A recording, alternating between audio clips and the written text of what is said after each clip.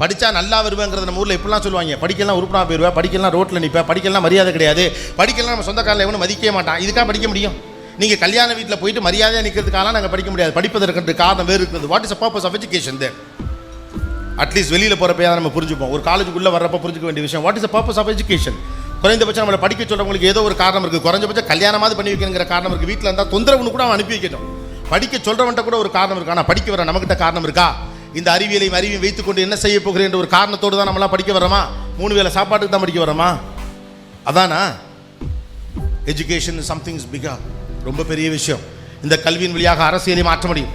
இந்த கல்வியின் வழியாக சமூக பிணக்குகளை மாற்ற முடியும். இந்த கல்வியின் வழியாக, உங்கள் அறிவின் வழியாக, இந்த இளைஞர் சக்தியின் வழியாக இந்த உலகத்துடைய பல்வேறு விஷயங்களை மாற்ற முடியும். நீங்கள் நம்புங்க. நான் நம்புற மாதிரி நீங்களும் நம்புனா, இந்த கூட்டத்திலேருந்து யாரோ ஒருத்தர் தான் இங்கே இருக்கக்கூடிய அரசியலை புரட்டி போட போறான். நான் நம்புற மாதிரி நீங்கள் நம்புனா, இங்கே இருக்கக்கூடிய யாரோ ஒருத்தர் தான் பெண்களுக்கான பாதுகாப்பை சமூகத்தில் உறுதி செய்ய போறாங்கன்னு நான் நம்புற மாதிரி நீங்கள் நம்புனா, இங்கே இருக்கக்கூடிய யாரோ ஒருத்தர் தான் இங்கே இருக்கக்கூடிய பிணக்குகள் எல்லாவற்றுக்குமான தீர்வை சொல்லுவார்கள் நான் சொன்ன மாதிரி நீங்கள் நம்புனா, தட்ஸ் இட், இனஃப். அவ்வளோதான். எனக்கு உங்கள் மீது இருக்கும் அன்பு, மரியாதையும், பிரியமும், நம்பிக்கையும் உங்களுக்கும் உங்கள் மீது இருக்கும் என்றால் அவ்வளோதானே. நாம ஏன் புலம்பணும்? நாமே அடிக்கணும்? 3 விஷயத்தை மறுபடியும் ஞாபகம் வச்சுங்க.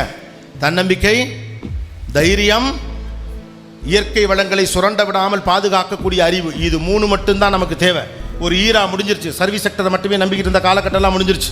Now you guys are strong engineers. ஒரு கம்பெனியை மட்டும் டிபெண்ட் பண்ணாத இன்ஜினியர்ஸ், நிறுவனங்களை உருவாக்க போகிற இன்ஜினியர்ஸ், ஊரில் கஷ்டப்பட்டு சாதாரண வேலையில் இருக்கவனுக்கு டெக்னாலஜி சொல்லி கொடுத்து அவனை ஒரு எம்ப்ளாயியாக அவங்க கம்பெனியில் சேர்க்க போகிற இன்ஜினியர். 3 வேளை சாப்பாட்டுக்கு படிக்கிற இன்ஜினியர் கிடையாது, 3000 பேருக்கு சாப்பாடு போடுற engineer. That's a thing that you need to grow. அந்த இடத்தை நோக்கி பயணிக்க வேண்டிய பொறுப்பு உங்களுக்கு இருக்கிறது. அந்த இடத்தை நோக்கி பயணிக்கணும். Feel yourself you are a leader. Understand you guys are grown adult. Understand that you are in politics. Understand you need some dedication. Understand commitment is the charm of life. And you know more small kids. சின்ன பசங்க இல்லை. என்னைக்கு ஓட்டு போகிற வயசு வந்துருச்சோ அன்னையிலேருந்து கேள்வி மட்டும் கேட்குறது நம்ம வேலை இல்லை. தப்பு செய்கிறவனை நேராக பார்த்து கேள்வி கேட்குறது நம்முடைய வேலைகள் தான். ரைட்? இந்த விவரம் புரிஞ்சிருச்சுன்னா ஒவ்வொன்றும் எப்படி கையாளுங்கிற விஷயம் தானாகவே தெரிஞ்சிடும்.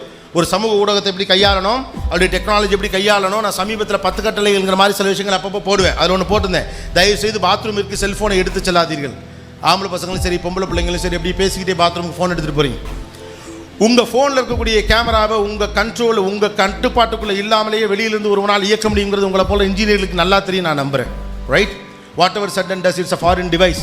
ஒரு வெளிப்புற கருவி தான் அது. அந்த கருவியை நீங்கள் துஷ்பிரயோகம் பண்ண உங்களுடைய டேட்டாக்கள் இன்னொருத்தர போகும். சமூக வலைத்தளங்களில் உங்கள் கருத்துக்களை நீங்கள் முன்வைப்பதற்கு முன்னதாக அது உங்களுடைய உண்மையான கருத்து தான் நான் தெரிஞ்சுக்கிட்டு முன்வைங்க.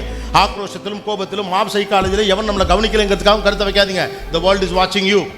நீங்கள் பார்க்கக்கூடிய வேலை, உங்கள் கச்சாரு, உங்களுக்கு பொண்ணு கொடுக்க போகிறவன்லேருந்து தொடங்கி அவ்வளோ பேர் நோட் பண்ண போகிறது அதுதான் இல்லையா?